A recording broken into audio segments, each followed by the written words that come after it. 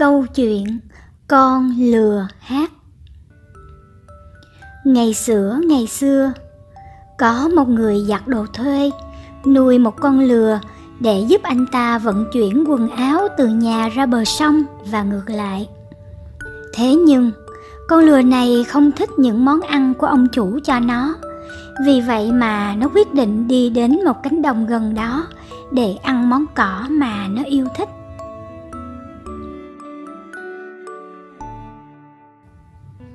Một ngày nọ, khi đang đi, chú lừa gặp một con cáo và kết bạn với nó. Chúng tìm thấy một cánh đồng trồng toàn là dưa hấu và cùng nhau ăn. Dưa hấu quá ngon nên lừa ăn rất nhiều và cao hứng nói với con cáo rằng: "Tôi muốn hát."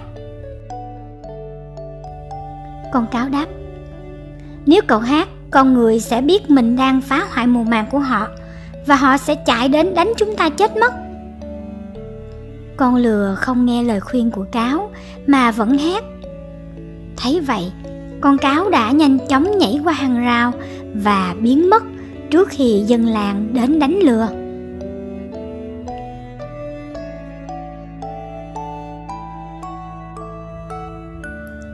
Câu chuyện này nhắn nhủ với chúng ta rằng hãy học cách biết lắng nghe người khác.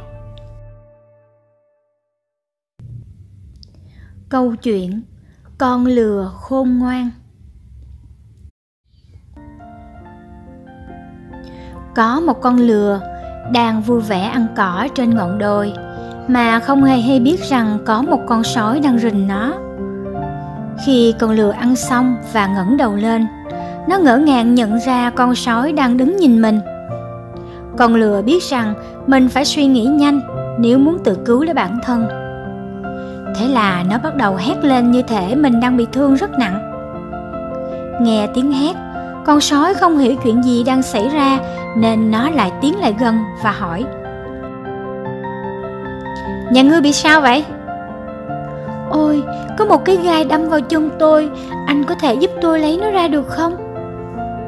"Tại sao ta phải làm thế?" "À, tại vì điều này có lợi cho anh. Cái gai rất là nhọn, nếu anh ăn thịt tôi, cái gai sẽ kẹt trong cổ họng của anh đấy." Nghe cũng có lý. Thế là sói chạy lại định giúp cho lừa lấy cái gai ra. Tuy nhiên, khi sói đến gần, lừa đã đấm cho sói mấy cái và nhanh chân chạy trốn. Sói bị choáng váng và không kịp nhận ra chuyện gì nữa. Sau khi bình tĩnh lại, sói nhận thấy rằng mình vừa bị mất vài cái răng. Sói cảm thấy vô cùng xấu hổ và thầm nguyền rủa về sự ngu ngốc của mình. Các bạn thân mến, qua câu chuyện này, chúng ta thấy rằng khi gặp tình huống khó khăn thì chúng ta cần bình tĩnh, dùng trí khôn của mình để vượt qua. Bên cạnh đó, đừng bao giờ chỉ nghe lời người khác mà phải dùng não để mà phán đoán. Câu chuyện con cừu đen kêu be be. Ngày xưa, có một con cừu đen sống trong một ngôi nhà nhỏ. Cứ đến mùa xuân, con cừu đen lại tự cạo sạch lông của mình và đem ra chợ bán cho những người muốn làm quần áo ấm. Một năm nọ, con cừu đen nhận thấy rằng dường như không ai còn chuộng lông cừu đen nữa. Do đó số lông cừu mà nó còn lại khá nhiều. Dù vậy, nó không muốn lãng phí số lông này nên đã quyết tâm bán tiếp.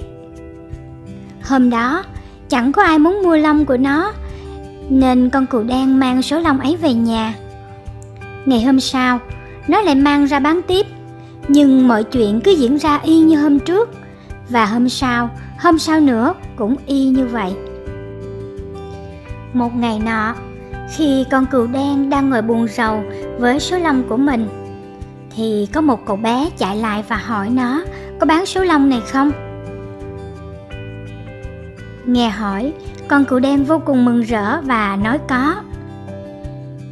Thế là cậu bé chạy đến chỗ bố mẹ mình thông báo là có chỗ bán lông cừu. Họ cùng nhau đến chỗ con cừu và ngỏ ý muốn mua hết toàn bộ số lông. Họ cho biết mình đến từ ngôi làng kế bên và đã tìm kiếm rất nhiều nơi để tìm mua lông cừu đen, nhưng không có chỗ nào bán cả. Ngày hôm ấy, cừu đen cảm thấy vô cùng hạnh phúc khi những cố gắng của nó đã được đền đáp xứng đáng. Qua câu chuyện này, chúng ta thấy rằng hãy cố gắng kiên trì và không bao giờ bỏ cuộc. Có ngày chúng ta sẽ thành công. Câu chuyện dê và cáo. Trong một khu rừng nọ, có một con sư tử rất là hung bạo, sống trong một cái hang lớn và chứa nhiều thức ăn. Một hôm, con sư tử đi ra khỏi hang, nhưng lúc đó một con cáo đã lẻn vào và ăn tất cả thức ăn trong hang. Con cáo nghĩ, ước gì ngày nào mình cũng được ăn uống no say như thế này. Sau khi đánh chén no nê, cáo đi dạo xung quanh và tận hưởng cảm giác lân lân khi mới ăn được bữa ngon lành. Đột nhiên, con cáo bất ngờ té xuống. Khi hoàn hồn lại, con cáo phát hiện ra rằng mình đã rơi xuống một cái giếng sâu nhưng không có nhiều nước. Lúc đầu, cáo rất là tức giận với bản thân và tự trách tại sao mình lại không cẩn thận như vậy. Sau đó, nó cố gắng leo ra ngoài nhưng không thành công. Bỗng nhiên, cáo nghe thấy có một giọng nói từ trên vọng xuống. Cậu đang làm gì ở đó vậy? Cáo ngước nhìn lên và nhận ra rằng đó chính là dê. Mừng quá, cáo nói. Cậu biết không, tớ ở làng kế bên, nhưng đang gặp hạn hán, do đó tớ phải nhảy xuống đây để mà lấy nước uống. Nghe vậy, dê nhảy xuống giếng ngay lập tức. Lợi dụng điều đó, cáo đã nhanh chóng dựa vào những cái sừng dài của dê để leo lên khỏi giếng. Cáo quay lại và nói, cậu thật ngốc, nếu có hạn hán thì những con chim đã thông báo với muôn thú trong rừng rồi.